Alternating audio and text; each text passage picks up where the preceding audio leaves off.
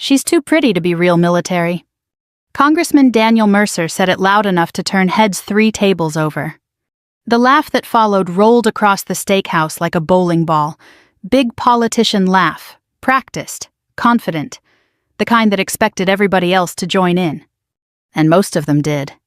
Then one of Mercer's security men leaned down and whispered something in his ear. I watched the smile leave his face so fast it honestly scared me a little. Not embarrassment, fear. The man looked at me like he'd just spotted a landmine 2 inches from his boot. That was the moment I should have gotten up and left. Truth is, I almost hadn't gone there at all. 3 days earlier, my old commanding officer, Colonel Ben Foster, called me while I was hosing saltwater off a used Boston whaler behind the marina in Wilmington. Rachel, he said, I need a favor. I remember holding the phone between my shoulder and ear while fighting with a busted hose nozzle that kept spraying my jeans. You only call when you need something. That obvious? Ben, I'm 52 years old. I sell fishing boats to retired dentists now. Whatever this is, I'm probably not the person. It's one dinner. That should have been my warning right there. Nothing in Washington was ever just one dinner. But he kept pushing. A veterans fundraiser in Arlington, a few former military personnel needed at the tables. Somebody canceled last minute. Optics mattered. I hated that word, optics. Still, Ben had covered my back overseas more than once, so I said yes. By Thursday evening, I was sitting inside one of those upscale DC steakhouses where every man over 60 somehow looked exactly the same. Navy blazer, expensive watch, teeth too white. The place smelled like bourbon cigar smoke and burned butter. Servers moved around carrying giant ribeyes on black trays, while old political donors talked about patriotism between bites of $40 mashed potatoes. Meanwhile, all I could think about was Kabul. Funny how memory works like that. One smell can drag you backward 10 years before you even realize it happened. The sizzling meat reminded me of diesel heat rolling off armored vehicles under Afghan sun. The low hum of voices reminded me of command tents at night. Even the sharp scent of whiskey dragged up old memories of JP-8 fuel and dust storms. I sat quietly near the end of the table wishing I'd stayed home in North Carolina. My lower back already hurt from the flight up. Arthritis was acting up in my hands because rain had moved into the area that afternoon. I kept rubbing my thumb joint under the table, hoping nobody noticed. Then Mercer started performing. That's the only word for it. Performing. He had that politician energy where every story somehow circled back to himself. Former college football player, cable news regular, loud handshake guy, probably practiced smiling in mirrors. People loved him. Or pretended to. At first, his jokes were harmless enough. Little comments about Pentagon waste, expensive military contracts, DC traffic. Then he started talking about women in the armed forces. I'm just saying he laughed, cutting into his steak. Half these recruitment ads look like perfume commercials now. A few men chuckled. I took a sip of iced tea and kept quiet. Then his eyes landed on me. He pointed his fork slightly in my direction. No offense, ma'am, he said, grinning, but she looks more like Fox News weather than military. More laughter. Not huge this time, nervous laughter. The kind people use when they aren't sure whether they should. I looked down at my hands instead of his face. Funny thing about getting older, you stop caring what strangers think about your looks, but disrespect still lands hard. Especially from people who never carried anything heavier than a camera crew. The skin across my knuckles was rough from years around boats and docks. Small white scars crossed 2 fingers from work overseas long before that. Those hands had done things men like Mercer only watched in movies. And for a second I almost said that out loud. But I didn't. Because at my age you learn silence can keep situations from getting uglier. Then the security guy leaned down beside Mercer. Gray-haired man, former military probably. You can spot it in posture alone. He whispered directly into Mercer's ear. I saw Mercer blink once. Then twice. His face lost all color. The room kept moving around us, silverware clinking, waitresses, walking donors laughing, but something had changed instantly at that table. Mercer stared at me now like he knew me. Not socially. Personally. Excuse me, he said abruptly. He stood so quickly his chair scraped across the floor. A few people looked confused. Mercer walked around the table toward me, suddenly not smiling anymore. Captain Morgan, he said quietly. "Would you mind speaking privately for a moment?" That got everybody's attention. I hadn't used that title in years. I followed him because honestly, now I wanted answers too. He led me down a side hallway near the kitchen entrance where cooks shouted over sizzling grills. Up close, he looked older than television made him appear, tired around the eyes, sweat forming near his hairline. For a few seconds, he just stared at me. Then he lowered his voice. "I didn't realize who you were." Clearly. That comment back there was inappropriate. "You've probably said worse." He ignored that. Instead, he asked, "Have you spoken to anybody recently about Kabul?" That hit me like cold water. Not because of the question itself. Because of how fast he asked it. Like he'd been waiting years for the wrong person to remember something. I crossed my arms. "Why would I?" Mercer glanced toward the dining room before speaking again. "Some things from that time were complicated." Funny word choice. "You know how those operations worked?" I watched him carefully then. Not the Congressman version. The real man underneath. And for the first time all night I realized Daniel Mercer wasn't worried about embarrassment. He was worried about exposure. Before walking away, he stopped beside the kitchen doors and looked back at me. "We both know some things are better left buried, Captain Morgan." Then he went right back into the dining room, smiling for cameras like nothing happened. I left 10 minutes later. Outside, rain hammered DC hard enough to blur headlights across the windshield while I drove toward my hotel in Alexandria. Twice I checked my rearview mirror because an SUV seemed to stay behind me too long. By midnight, I was sitting on the edge of the hotel bed eating stale peanut M&Ms from the minibar with CNN playing muted in the background. That's when my phone rang. Blocked number. I almost ignored it. Instead, I answered. A man's voice said quietly, "Don't dig too deep." Then the line went dead. I sat there listening to the empty silence afterward longer than I probably should have. Because deep down I already knew something terrible had just started. I barely slept that night. Every time I started drifting off, I saw Mercer's face again. Not the fake smiling version from television. The hallway version, pale, tight around the eyes, like a man hearing footsteps behind him in the dark. By 4:30 in the morning, I gave up completely.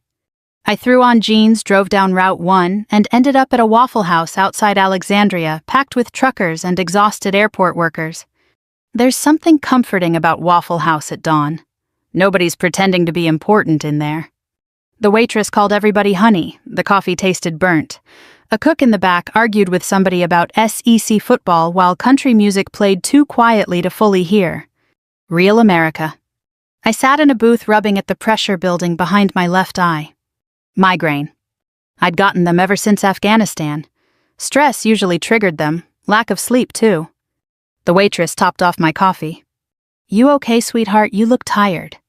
"Feel about 90 years old," I told her. She laughed. "That's everybody before sunrise." I smiled a little at that. Then I picked up my phone and called Carla Ruiz. If there was one person on earth who understood how Washington people operated behind closed doors, it was Carla. We'd met overseas years ago when she worked State Department communications during one of the worst stretches of the war. Smart as hell, sharp tongue, divorced twice and proud of surviving both men.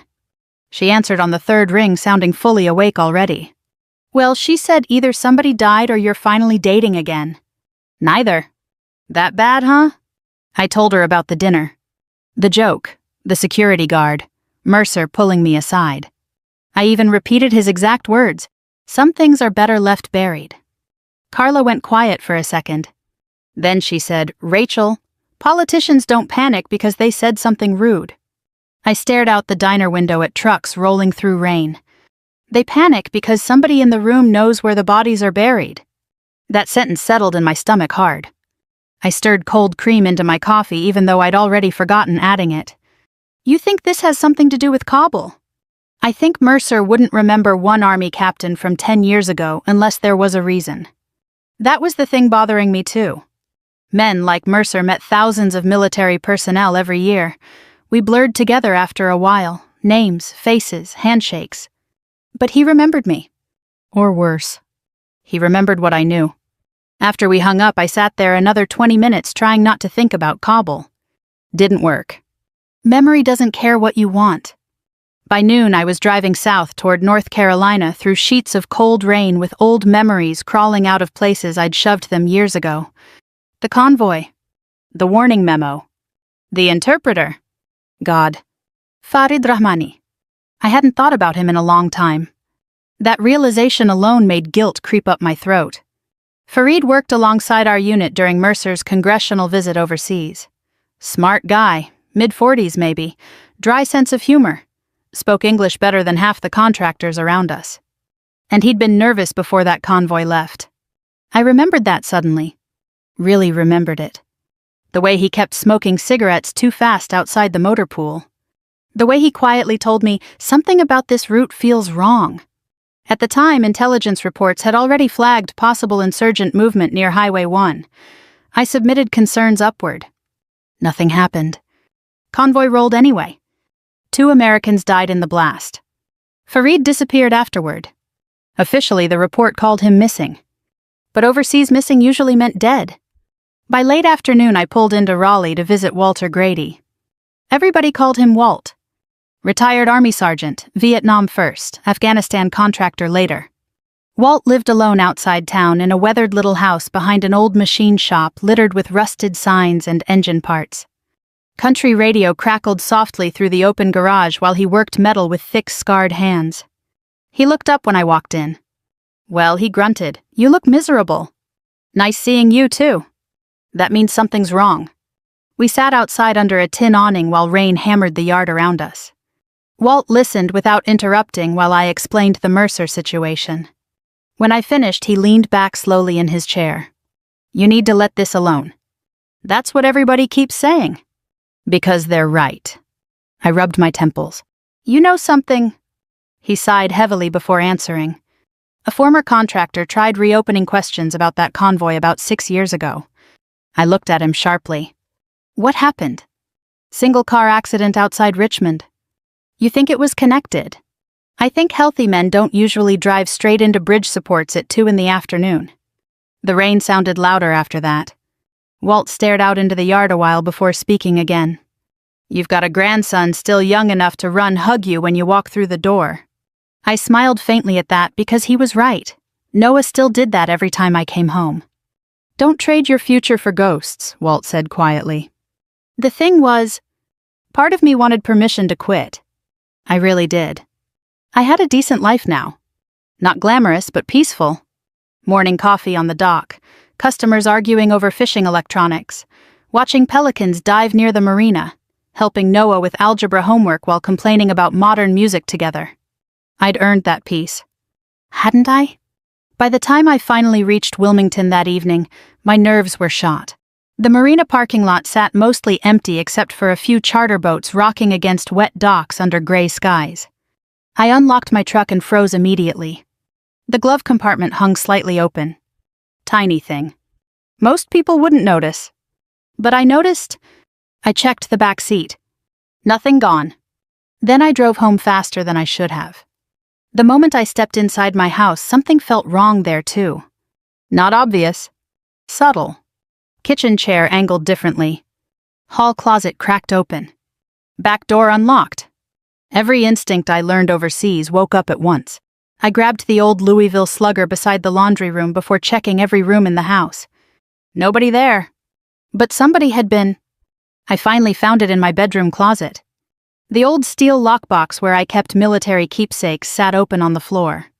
Pictures, challenge coins, old commendations. Gone. My stomach tightened. Then I noticed what had been left behind. A congressional lapel pin. Gold eagle design.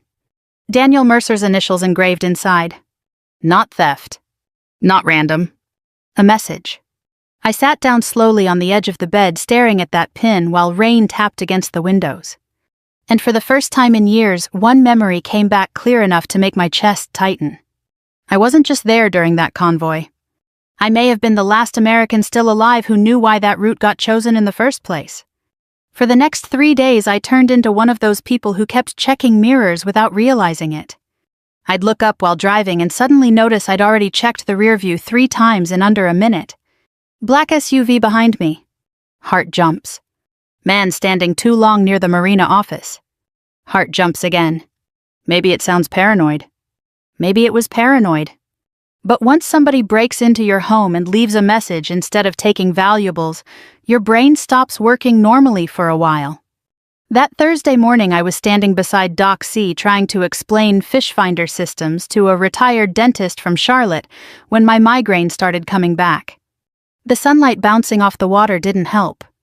I pressed 2 fingers against my temple while the customer talked nonstop about striped bass fishing. "You all right there, Miss Rachel?" "Just tired." That was easier than explaining 10 years of buried memories crawling back up all at once. By lunchtime, my daughter Melissa showed up unexpectedly at the marina carrying iced coffees. She knew something was wrong immediately. Mothers never stop reading their kids. Turns out daughters don't stop reading their mothers either. "You look awful," she said. "Thank you, sweetheart." "I'm serious." We sat outside near the bait freezer while gulls screamed overhead. Melissa was 32, nurse at New Hanover Regional, divorced, stronger than she realized. She handed me coffee and narrowed her eyes. What happened? I should have lied. Instead, I told her enough truth to make a mistake. Not everything. Just enough. Her expression changed halfway through. Not confusion. Fear. "Mom," she said quietly, "why are you even near these people again?" "I didn't plan this." "But now you are." I stared out toward the water. Fishing boats rocked gently against the dock while diesel fumes drifted through the air. Everything looked normal. That almost made it worse. Melissa lowered her voice. "You already lost enough people over there." I didn't answer. Then she said the sentence that finally hit where it hurt. "Don't make Noah lose his grandmother, too." That one stayed with me all day. That night I barely slept again. At 2 a.m, I got up, walked barefoot into the kitchen, and stood there drinking tap water while the house creaked around me. Old homes always sound alive after midnight. Air vents ticking, floorboards settling, refrigerator humming. I remember looking out the window toward the dark street and thinking, this is ridiculous. You're 52 years old acting like somebody's outside with binoculars. Then headlights slowed briefly near the curb before moving on. And suddenly I didn't feel ridiculous anymore. The next afternoon Carla called.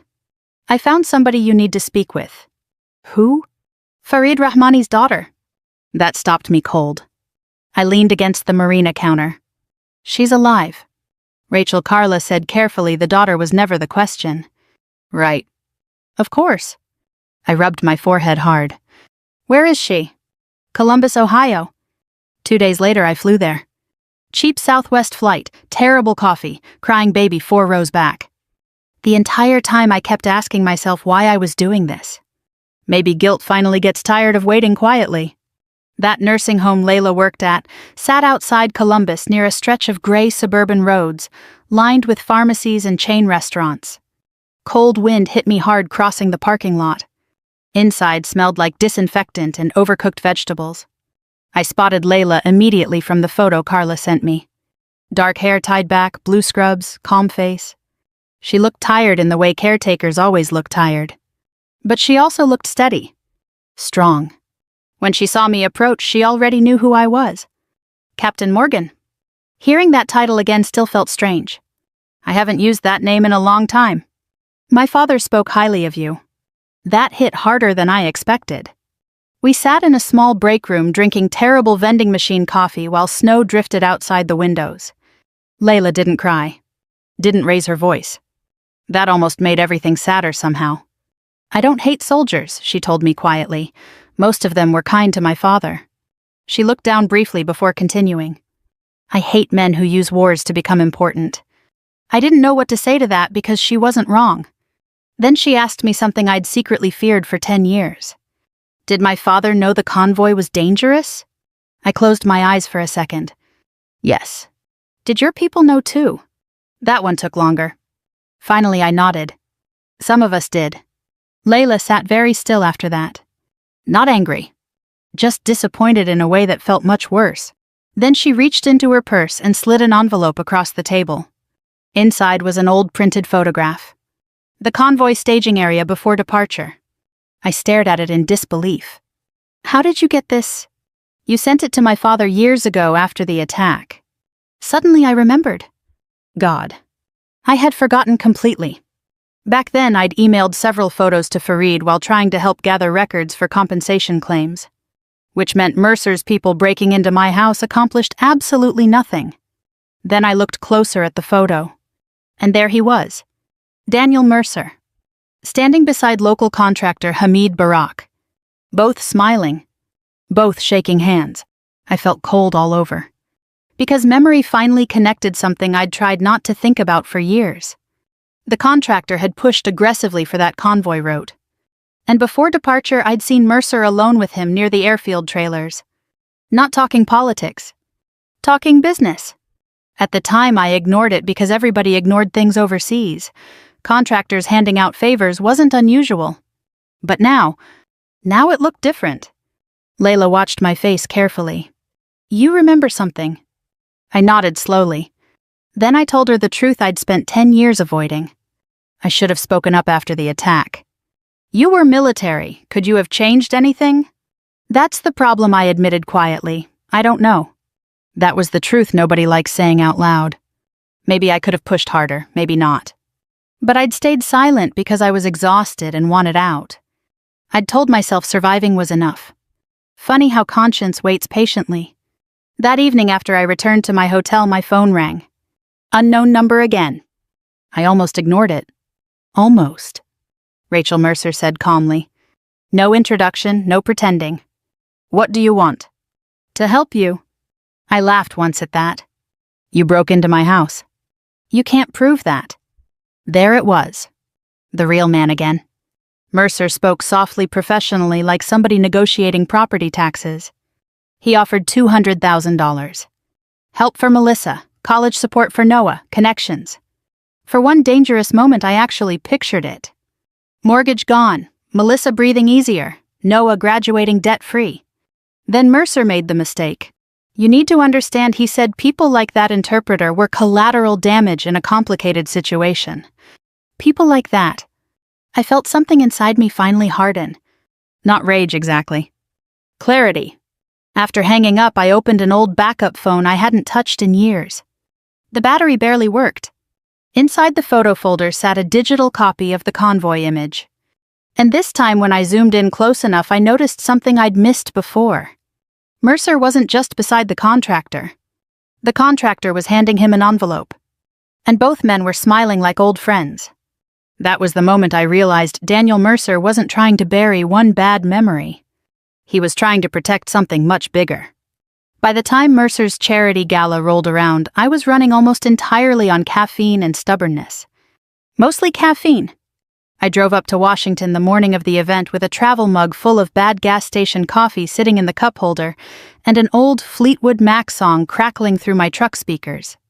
Rain followed me most of the way up Interstate 95. Felt fitting somehow. Every few miles I checked the mirror again. Dark SUV behind me too long, license plate familiar. Nothing concrete. That was the worst part. Fear gets exhausting when you can't prove it belongs there. I reached Arlington around 3 in the afternoon and checked into a Marriott that smelled faintly like carpet cleaner and stale air conditioning. Carla was already waiting in the lobby bar. The moment she saw me, she frowned. You look terrible. Apparently that's everybody's opening line lately. I'm serious, Rachel. I knew what she meant. The last week had worn me down hard. I hadn't slept right in days. My migraine medicine barely touched the pressure behind my eyes anymore. My shoulders stayed tight all the time, like my body expected something bad to happen every minute.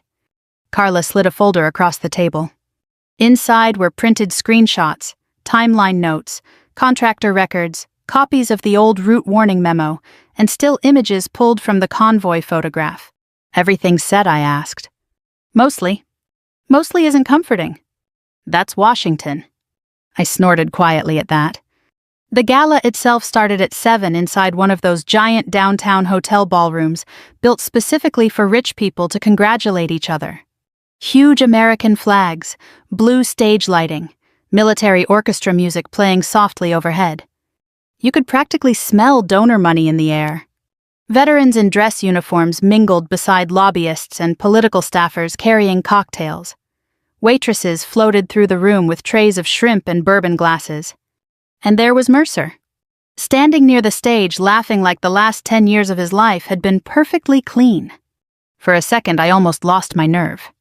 Not because I doubted the truth, because I suddenly understood how powerful public image really is. People didn't see Daniel Mercer. They saw Patriot Leader TV personality fundraiser. They saw the version professionally built for them. Meanwhile, I was just an aging former Army captain with migraines and marina receipts in her purse. One accusation from me against a congressman. That could get ugly fast. Carla leaned closer. You all right? I think I'm about to throw up. Good, means you still understand consequences. I laughed despite myself. Then I noticed something that nearly broke the tension completely. Small white stickers had started appearing on cocktail tables around the ballroom. Tiny little printed labels. Congressman Maybelline. I stared at one. Then another. Then spotted a retired Marine trying unsuccessfully not to laugh into his whiskey. Please tell me you didn't do that, I muttered. Carla smiled innocently. No idea what you're talking about. Dark humor. Veteran humor. Honestly, it helped. At 7:30, Mercer stepped on stage to applause. Big smile. Perfect tie. American flag pin shining under ballroom lights. I'm proud to stand before the brave men and women. Carla squeezed my arm suddenly. Wait. I looked toward the AV booth. One of the tech screens had gone black. My stomach dropped. No, Carla muttered. No. The video. Layla's recording. The ballroom staff scrambled while Mercer kept speaking smoothly on stage, unaware anything was wrong. I felt panic hit my chest instantly. This couldn't fail, not now. A young technician cursed under his breath while smacking keys. System froze, he whispered. Mercer continued talking about sacrifice and honor, while my pulse hammered so hard I could hear it in my ears. For one horrible moment I thought maybe this was over before it started. Then the screen flickered. Static. A loud squeal from the speakers cut through the ballroom. Mercer paused mid-sentence. And suddenly Layla Rahmani appeared 20 feet tall behind him. The room went silent almost immediately. She sat in a plain chair wearing blue nursing scrubs, hands folded calmly in her lap. No dramatic music, no angry performance. Just a tired woman speaking plainly. My father worked beside American soldiers for many years, she said quietly. He believed loyalty mattered. Even Mercer turned around slowly toward the screen. Layla described the convoy, the warnings ignored, her father disappearing after the explosion. No yelling. That made it land harder somehow. You could hear ice shifting inside whiskey glasses around the ballroom. Then came the photo. Mercer beside contractor Hamid Barak. Murmurs spread instantly through the crowd. Mercer's expression tightened, but he recovered fast. Professional politician instincts. He stepped toward the microphone, smiling carefully. Ladies and gentlemen, he said smoothly, I believe we may be witnessing a misunderstanding rooted in trauma and incomplete records. That was my moment. And suddenly my legs didn't want to move. I stayed frozen beside the ballroom wall while every bad outcome hit me at once. What if nobody believes you? What if Melissa was right? What if Noah ends up watching this online someday? Carla leaned close enough for only me to hear. You're not doing this because you hate him, she whispered. You're doing it because you hate what staying quiet did to you. That one cut straight through. I walked toward the stage before I could change my mind. A few people recognized me from the fundraiser dinner immediately. Whispers started. Mercer saw me approaching and the look in his eyes changed completely. Not fear this time. Warning. I took the microphone with a shaking hand. My name is Rachel Morgan, I said. Former Army intelligence. The room stayed dead silent. I explained the convoy warning memo, the unsafe route concerns, the contractor connections, the pressure afterward to let it disappear quietly. No speeches, no theatrics. Just facts. Mercer waited until I finished before stepping closer beside me. Calm, controlled, dangerous. Captain Morgan has clearly carried painful memories for many years, he said gently to the crowd. But memory under trauma can become unreliable. That almost worked too. I could feel uncertainty moving through the room. Then somebody stood up near the back. The security contractor from the steakhouse. Gray-haired, broad shoulders, nervous as hell. Every eye turned toward him. I destroyed operational documents, he said quietly. Mercer's face drained instantly. The man swallowed hard before continuing.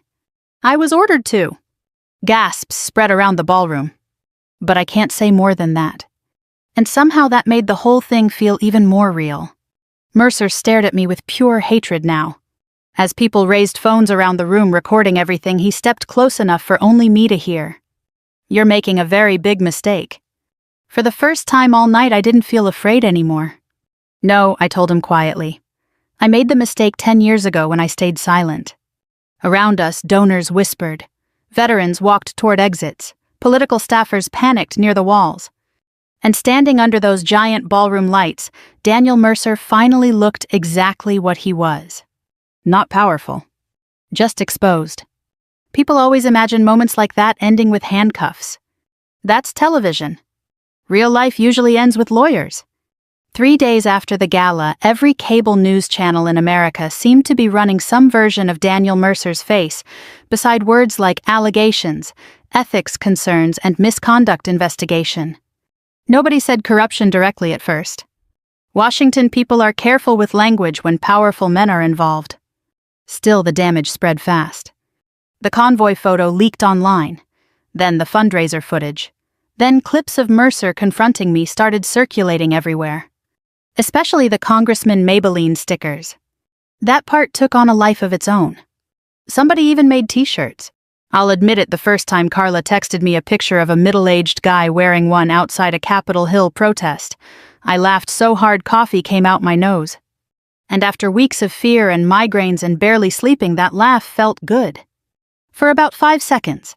Then reality settled back in. Because Daniel Mercer still wasn't going to prison. Instead, his attorneys went into full damage control mode. Official statements, selective denials, words like politically motivated and distorted narratives. But little by little, the walls still started closing around him. The House Ethics Committee announced a formal review. Major donors quietly disappeared. Mercer lost his chairmanship on the Armed Services Oversight Subcommittee within 2 weeks. Then, party leadership removed him from re-election planning altogether. Publicly, they blamed health concerns. Nobody believed that. Back home in Wilmington, life got strange fast. Customers at the marina recognized me now. Some treated me like a hero. Others stared too long without saying anything. One older man buying bait grabbed my arm near the register and whispered, "You did the right thing." Then he walked out before I could answer. Another guy accused me of trying to ruin a patriot. Honestly, that one bothered me less. When people build their identity around powerful men, truth feels personal to them. That isn't new in America. Melissa hated all of it. One evening, she came over after work still wearing scrubs and found me sitting at the kitchen table sorting bills. "You're famous now," she said flatly. "God forbid." "I'm serious." "So am I." She dropped her purse onto the counter harder than necessary. "You think this is over?" "Number." "Then why are you acting calm?" I looked at her for a long moment before answering. Because I already spent 10 years afraid. That shut both of us up for a minute. Noah wandered in halfway through carrying a bag of microwave popcorn. "What are you guys fighting about?" "Politics," I said. He groaned dramatically. "Old people stuff." That made Melissa laugh despite herself. And hearing her laugh again after the last few weeks nearly broke my heart. A few days later, I found the black rose. It sat alone on my front porch early Sunday morning. No card, no delivery tag. Just one black rose laid carefully beside a photograph. My family. Recent, too. Melissa and Noah outside the marina maybe 2 weeks earlier. My stomach went cold instantly. I checked the street, the neighbors' yards, nothing. The old fear came back hard after that. For 2 straight nights, I barely slept again. Every sound outside made me look toward windows. Truck doors shutting, dogs barking, headlights crossing curtains. I even caught myself reaching for the old baseball bat beside my bed like I was back overseas reaching for a rifle. That scared me more than the flower did. Because I realized how easy it is for fear to become habit again. Carla wanted me to go public about the threat immediately. Walt wanted me to buy a firearm. Melissa wanted me to disappear somewhere for a while. Instead, I went to work Monday morning. That probably sounds stubborn. Maybe it was. But I'd spent too many years letting powerful people quietly decide how much space everybody else was allowed to take up. I was done shrinking. About a month after the gala, the Veterans Memorial Foundation held a small ceremony outside Richmond, honoring interpreters and local allies killed during the war. Fareed Rahmani's name was included officially for the first time. No television cameras. No politicians speaking. Just folding chairs, cold wind, and families standing quietly beside memorial walls. Layla came down from Ohio for it. We stood together near the back afterward while people slowly drifted away toward parked cars. "You gave my father his name back," she told me softly. I shook my head. "No, I should have done this years ago." Layla looked at me carefully for a second. "Maybe," she said, "but you still did it." That sentence stayed with me. Because the older you get, the more you realize life rarely gives perfect timing. Sometimes all you get is one final chance to stop lying to yourself. Winter settled in slowly after that. Tourist season faded around Wilmington. The marina got quieter. Cold air rolled off the Cape Fear River every morning. And little by little normal life returned.